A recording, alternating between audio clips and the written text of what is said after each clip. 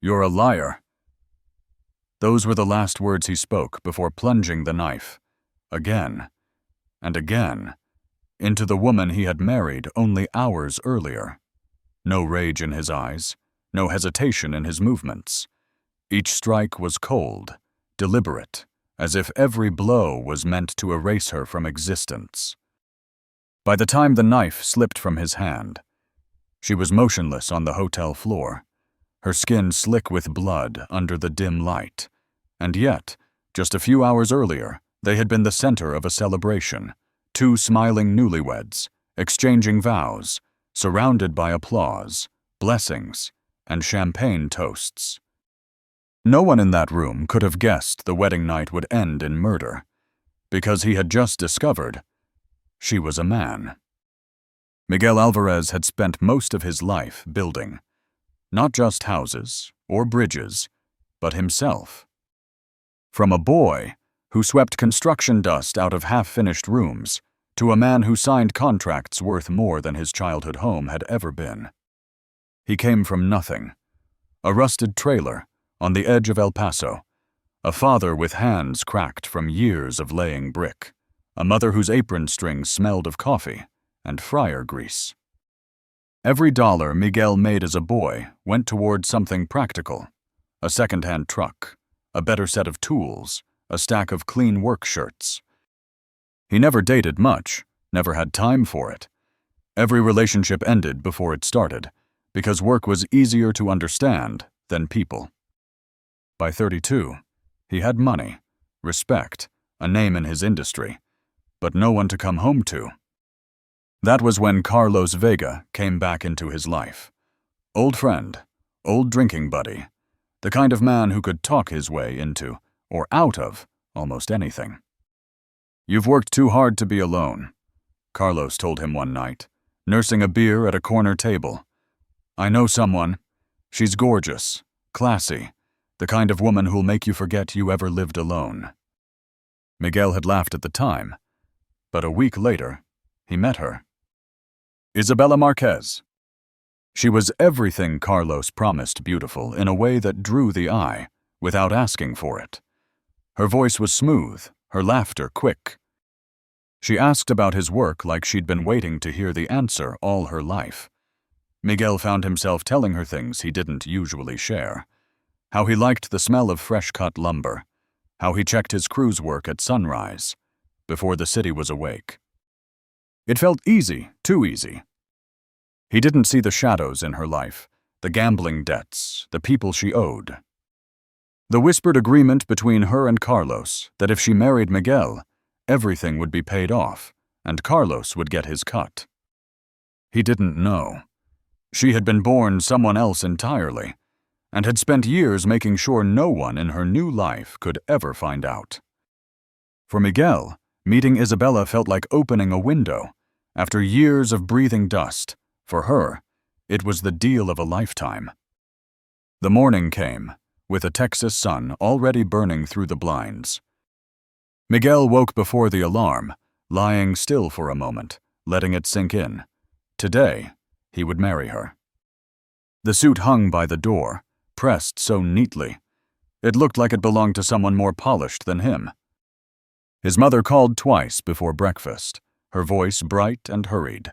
She told him to eat, to stay calm, to remember that today wasn't just for him. It was for the whole family. The chapel was small, but perfect. White stucco walls, a red-tiled roof, and rows of polished wooden pews. Friends and family filled them, the air alive with the scent of fresh flowers, and the low murmur of voices.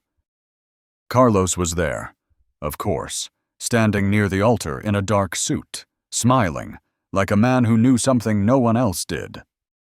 And then she appeared. Isabella. Every step down that aisle pulled the air from his lungs. The dress hugged her frame in a way that made every head turn.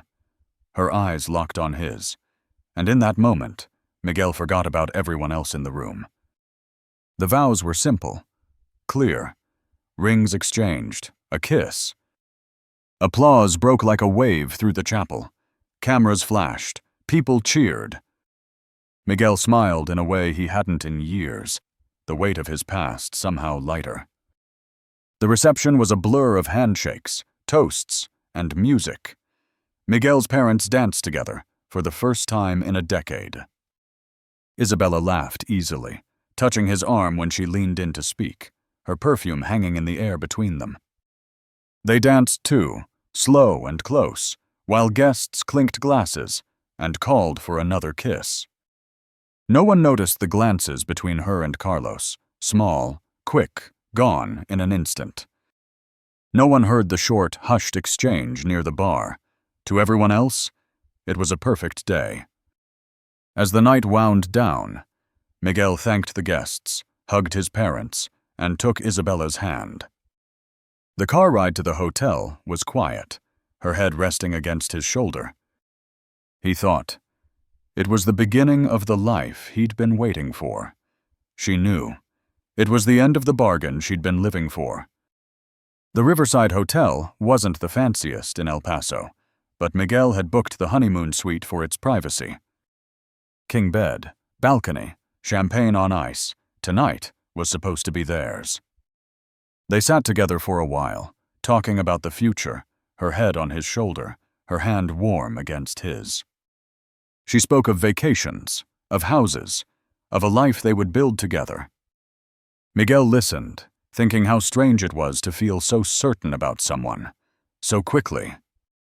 Eventually, Isabella stood, kissed him lightly, and slipped into the bathroom. The sound of the shower filled the room, a steady hiss behind the closed door. Her phone buzzed on the bed, then again and again. Miguel glanced at it. He told himself not to touch it. This was their wedding night, and trust was part of what they had promised each other. But the buzzing kept coming, one notification after another, lighting up the dark glass like a blinking sign. Curiosity turned to unease. He picked it up. The screen demanded a passcode. He almost put it back down. Almost. Then a thought came: her birthday. He remembered it clearly, from when they'd filled out the marriage license just 2 weeks ago. He tried the numbers. The phone unlocked. The most recent message sat at the top. It was from Carlos. Hãy trả tiền cho tôi đúng hẹn. Không, tôi sẽ nói cho anh ta biết hết. Nhớ đấy. Miguel stared at it. There was no explanation, no context, just a warning. His first thought was that it was about money. But the words, "Noi cho anh ta biết hết," stayed in his mind, like a hook digging deeper with every second. His thumb hesitated over the screen, then slid to the photo gallery. The first images were harmless selfies, snapshots of meals, a few blurred shots from the wedding reception. But as he scrolled back, the tone shifted. He stopped at a photo that didn't fit. The jawline was the same, the eyes unmistakable. But the person in the picture wasn't Isabella. It was a man. Another photo, and another. The same face, different hair, broader shoulders. Adam's apple visible in the shadows of a dim-lit room. He felt his chest tighten. His breathing slowed. He scrolled further screenshots of late-night conversations with strangers, locations pinned to addresses he didn't recognize. Then, a note in her phone. A list of debts, each with dates and amounts thousands of dollars owed. The noise from the shower seemed suddenly louder, like a hiss in his ears. He stared at the screen, the weight of what he was seeing pressing down on him, until it was hard to swallow. He didn't have the full truth yet, but he knew one thing: whatever life he thought they had started tonight was built on a lie. The shower shut off. The hiss of the water faded, leaving the suite in a dense, heavy quiet. Steam curled out from under the bathroom door, sliding into the cooler air of the room like something alive. Miguel sat on the edge of the bed, elbows resting on his knees, his gaze fixed on nothing in particular. The glow from a nearby lamp cast long shadows, pooling in the corners. The door opened. Isabella stepped out, wrapped in a white towel that clung to the curve of her body. Droplets traced slow paths down her shoulders, catching the light before disappearing into the fabric. She smiled when she saw him, soft, effortless, the same smile that had lit up the chapel just hours ago. But Miguel didn't smile back. "Who's been texting you?" His voice was low, stripped of warmth. Her brow furrowed. "Texting me? What are you talking about?" "Carlos," he said, his eyes never leaving her face. "He says you owe him money, and if you don't pay, he'll tell me. Everything." Her smile faltered. She glanced down, then back up at him, her grip on the towel tightening. "That's nothing, just Carlos being Carlos. You know how he is? He likes to mess with people." Mess with people. His tone was calm, but the words carried a sharp edge. "On our wedding night." She shifted her weight from one foot to the other. "You're overreacting." He stood slowly. The movement seemed to shrink the space between them, though he stayed where he was.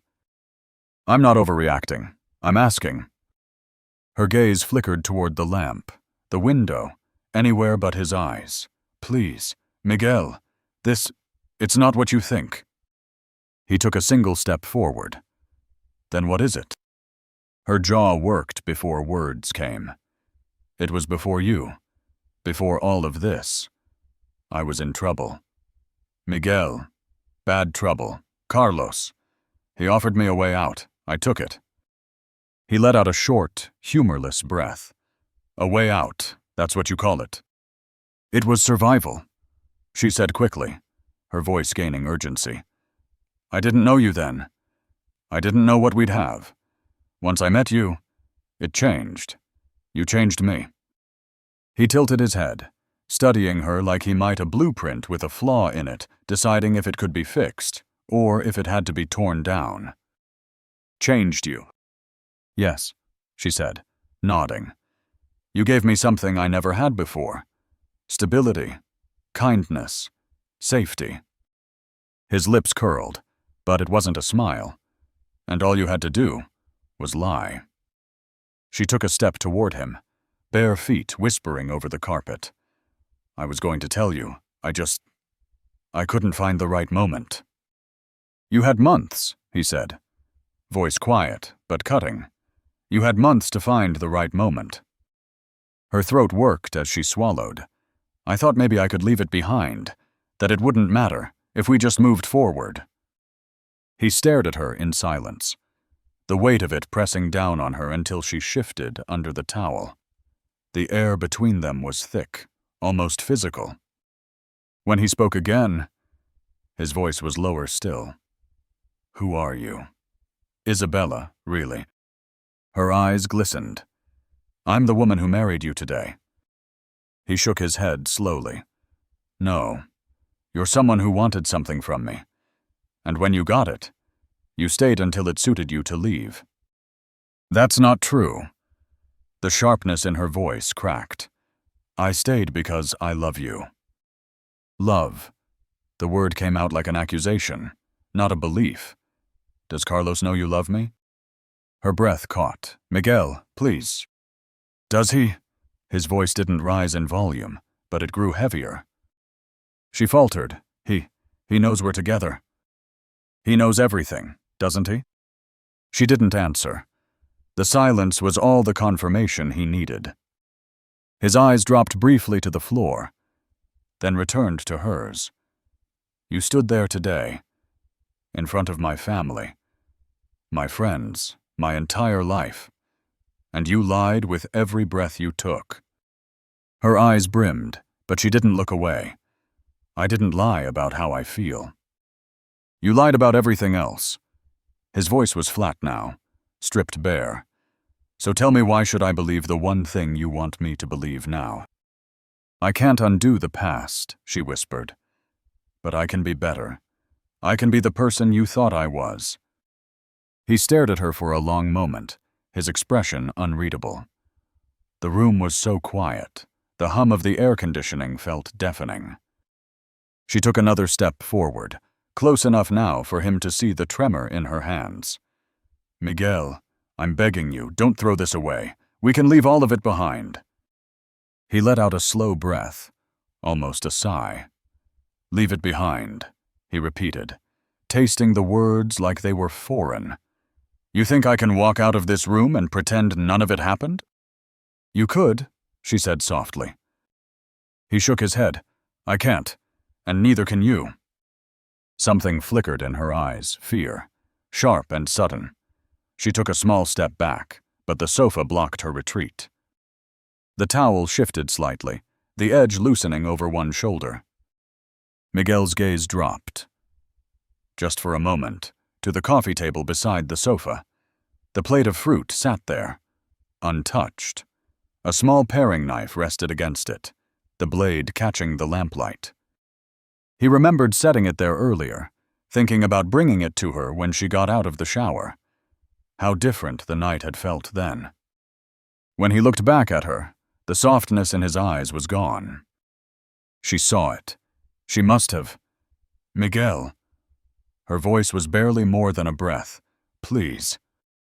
They stood like that for several seconds, the air between them heavy with everything unsaid. Outside, faint sounds from the hallway filtered in distant laughter, muted footsteps. But in here, the world had narrowed to the space between them. He took one more step forward, and she had nowhere left to go. The room felt smaller now. No, not smaller, compressed, like the air itself had thickened, pressing in from every side.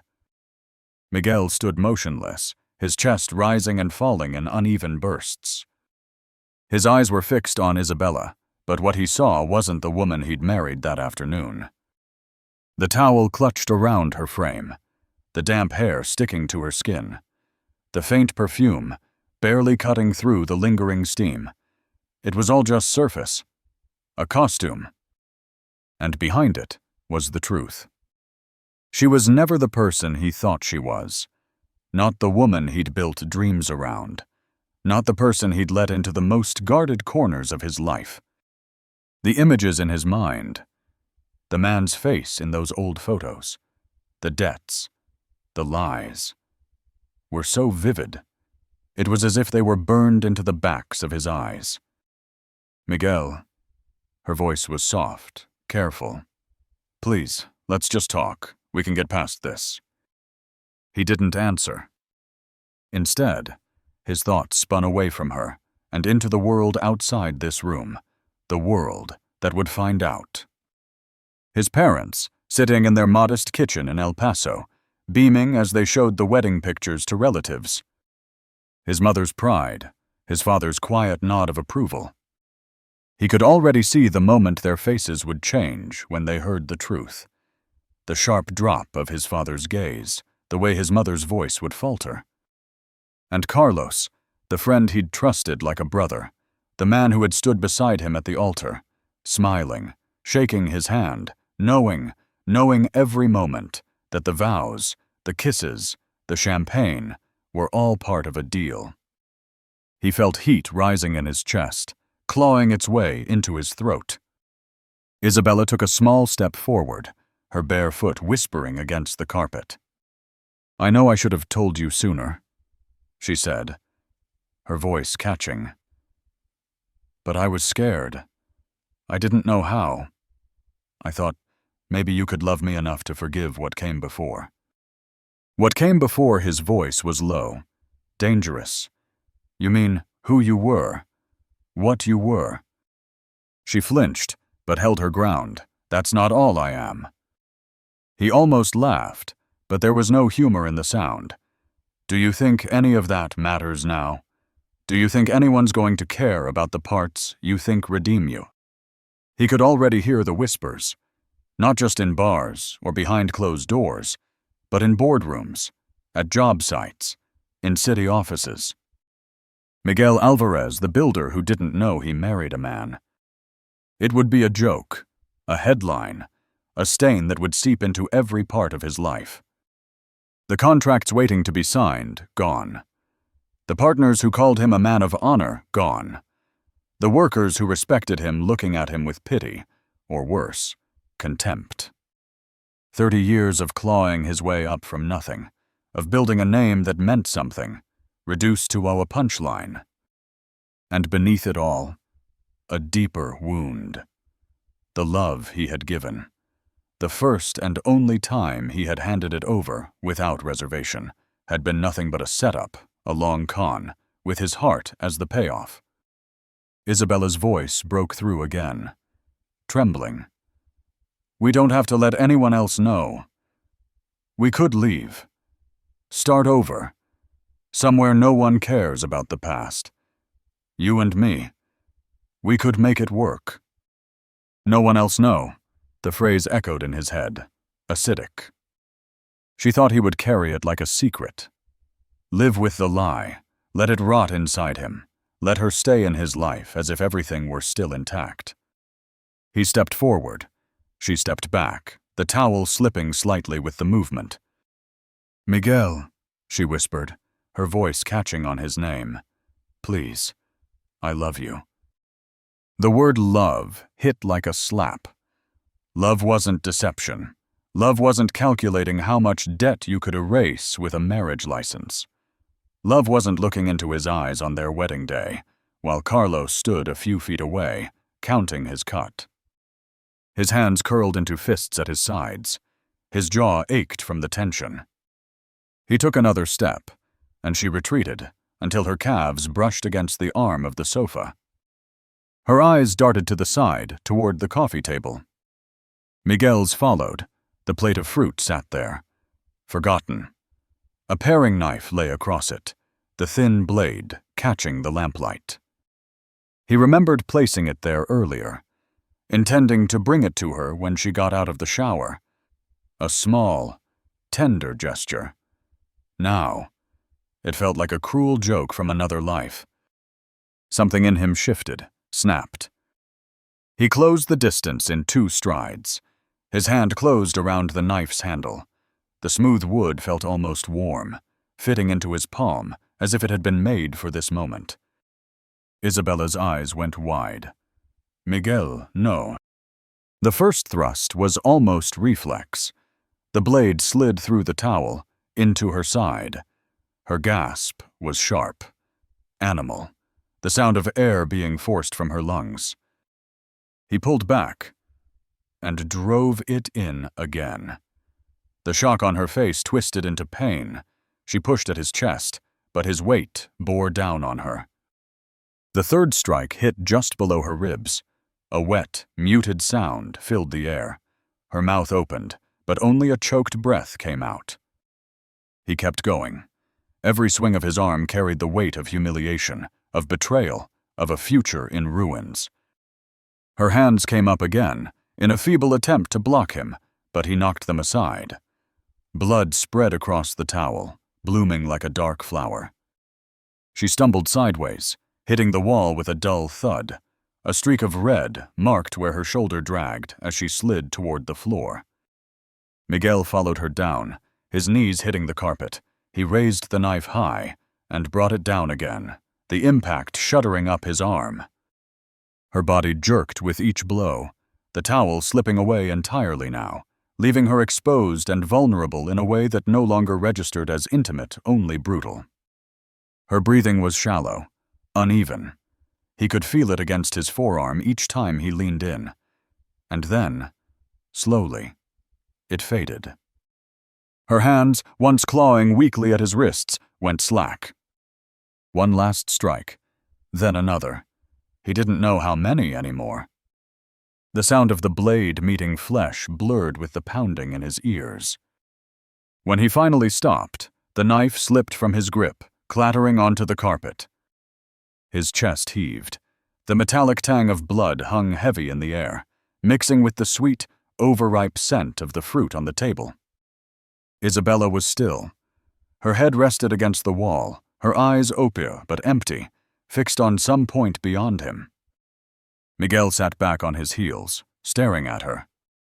The reality of what he'd done pressed in slowly, like the walls closing around him.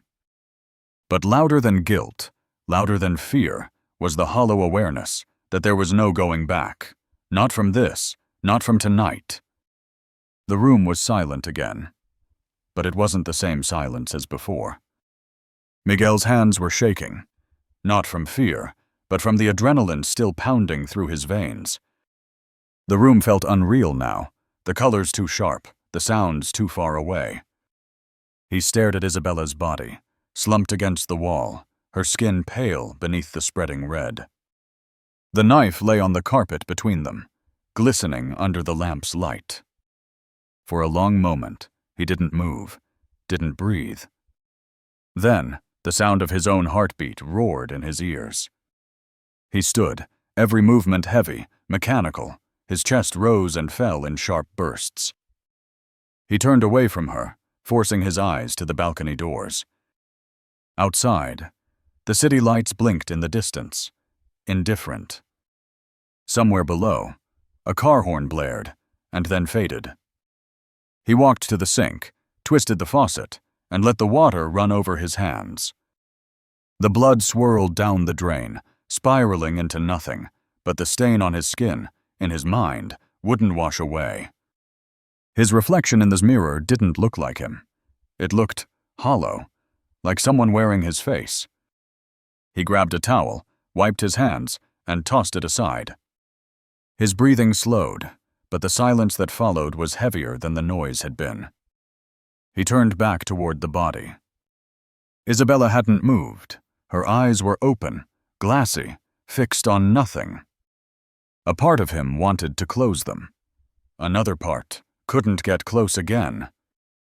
The smell in the room was changing, metallic, thick.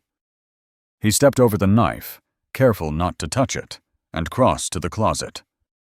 Inside, his suitcase sat open.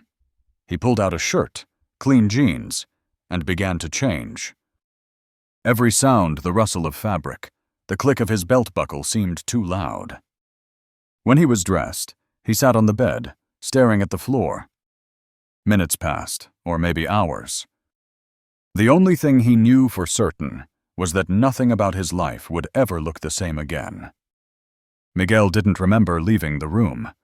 One moment, he was staring at the floor. The next, he was in the hallway, the hotel carpet swallowing the sound of his steps. He kept his eyes forward, avoiding the curious glances of other guests. At the elevator, he pressed the button, then changed his mind and turned toward the stairs. Every floor he passed felt like a barrier between him and the life he had just destroyed. Outside, the night air hit him hard, cool, sharp. It smelled of exhaust and damp pavement. His truck was parked 2 blocks away. He walked quickly, but not so quickly as to draw attention. The keys felt heavy in his pocket. He slid into the driver's seat, gripping the wheel until his knuckles whitened. The engine roared to life, but he didn't move right away. Headlights washed over the dashboard, fading as another car passed behind him. He drove without a plan. Streetlights blurred past, their glow stretching in the wet asphalt. Every turn was automatic, muscle memory guiding him through the city. He thought about calling Carlos, thought about telling him exactly what had happened. But the image of Carlos's smirk, the way he always seemed to be calculating something, made him grip the wheel tighter. No, Carlos didn't get to know. Not yet. Instead, he kept driving, the city thinning out around him. Fields replaced buildings. Darkness replaced the glow of neon. The sound of the tires on the road became a steady, dull hum. Somewhere in the back of his mind, he knew he couldn't run forever.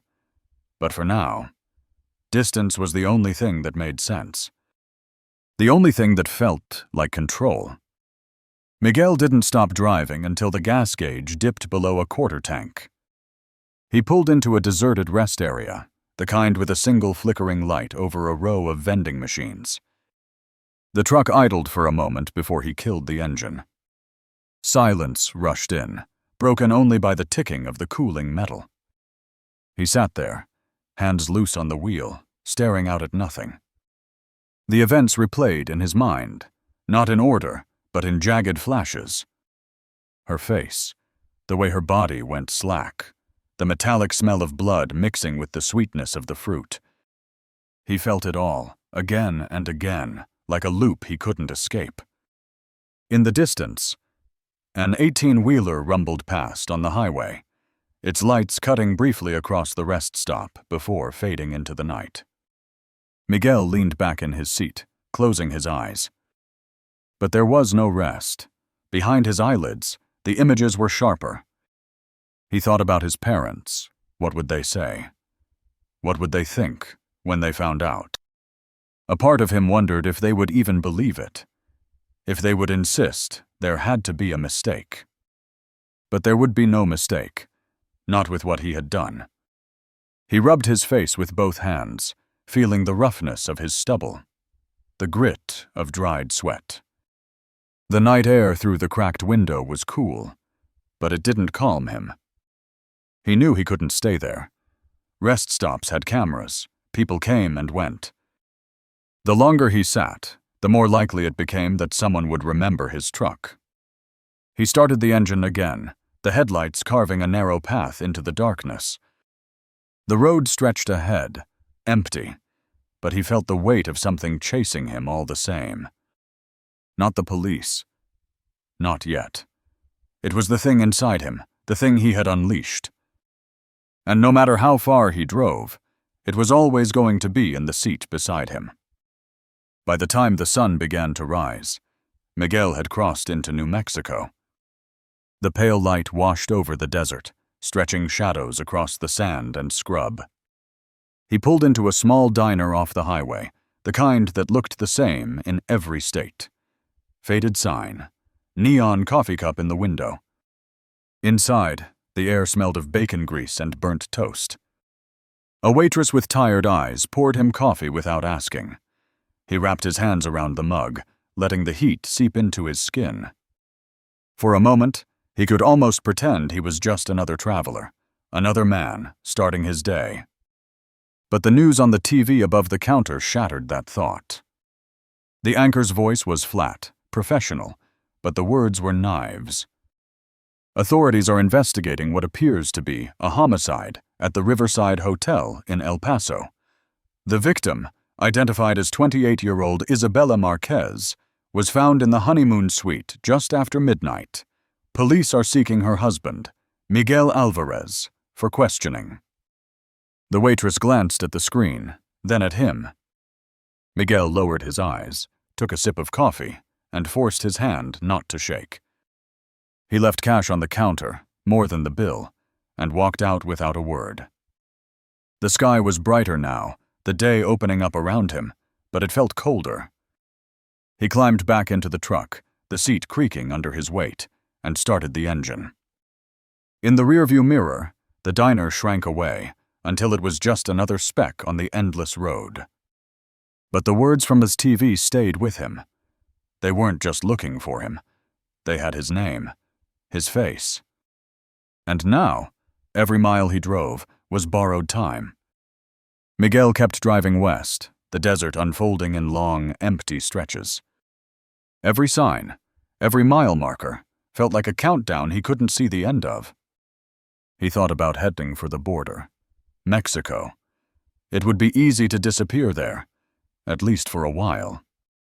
But the thought of Carlos stopped him.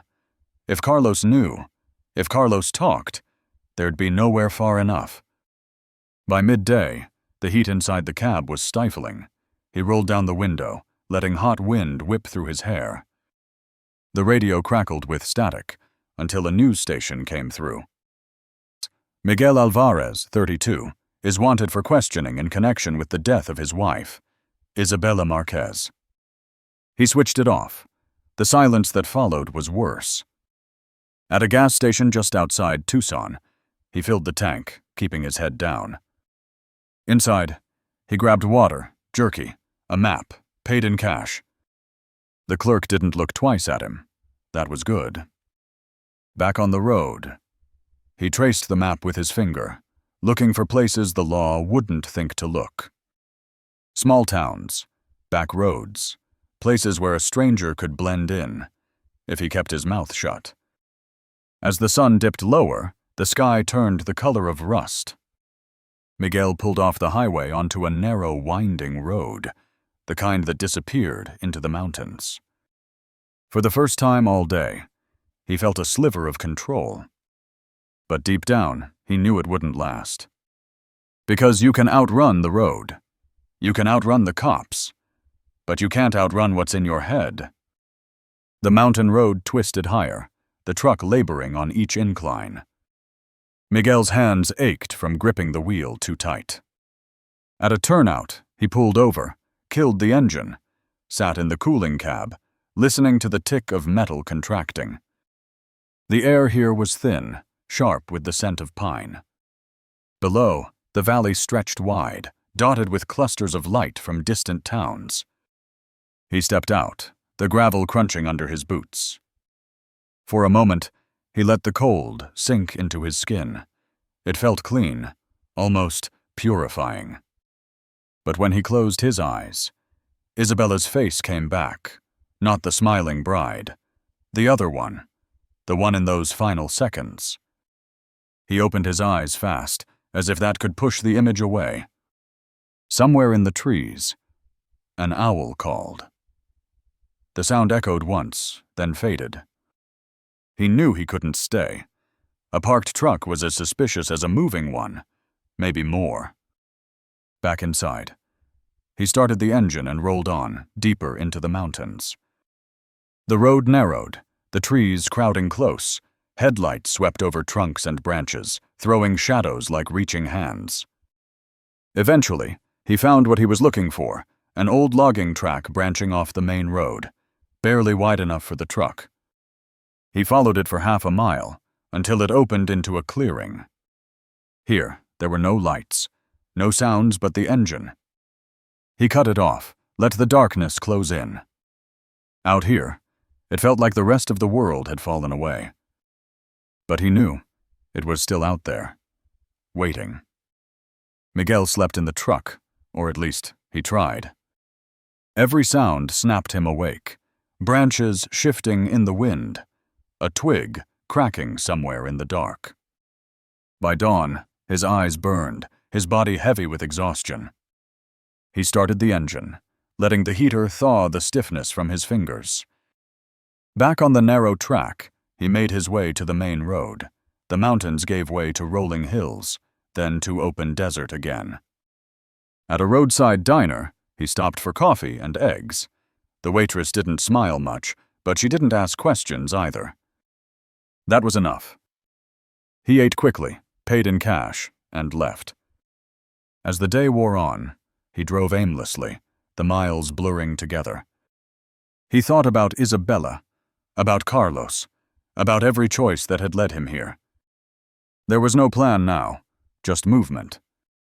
By late afternoon, he reached a small border town, dusty streets, low buildings, a handful of shops with peeling paint. He parked a block from the main square, watching people go about their day. No one looked twice at him. For the first time in days, he felt almost invisible. But invisibility, he knew, wouldn't last forever. The longer he stayed, the greater the chance someone would recognize his face from a news report or a wanted poster. And once that happened, the running would start all over again. Miguel found a cheap motel on the edge of town. The sign out front flickered, the neon humming in the quiet. Inside, the clerk barely looked up from his magazine as Miguel paid cash for the room. The key was heavy in his hand, the number stamped into tarnished brass. Room 12. The place smelled faintly of mildew and cigarette smoke. The bed sagged in the middle, the carpet worn thin in spots. But the door locked, and for now, that was enough. He sat on the edge of the bed, staring at the small TV on the dresser. He didn't turn it on. Instead, he listened to the sounds outside a truck rumbling past, a dog barking somewhere down the street, the distant hum of voices from a nearby bar. For a few minutes, he almost believed he could stay here, disappear, fade into the kind of life no one noticed. But deep down, he knew the truth. The face in the mirror at the Riverside Hotel, the one that didn't look like him anymore. That face would follow him here too. Because you can change towns, you can change names, but you can't change what you've done. Miguel couldn't run forever. Just over a week later, police traced his pickup truck to a quiet border town. When he stepped out of a small diner, 2 officers moved in. No struggle, no words. They cuffed him right there on the sidewalk. At the trial, his defense attorney argued that Miguel had acted in a state of extreme emotional shock, discovering the truth about Isabella on their wedding night. The fear of losing his reputation, his business, his entire life. It had all collided in a single, uncontrollable moment. The court agreed to consider it a mitigating factor. Miguel was sentenced to 22 years in prison. Not light, but still a sentence he might one day walk away from. Before being led away, Miguel turned to face the courtroom, his voice low, steady. If you love someone, love them with the truth. Don't deceive them, because one lie can kill more than just a heart. It can destroy 2 lives. The room fell silent, because everyone knew real love can forgive many things, but betrayal never disappears.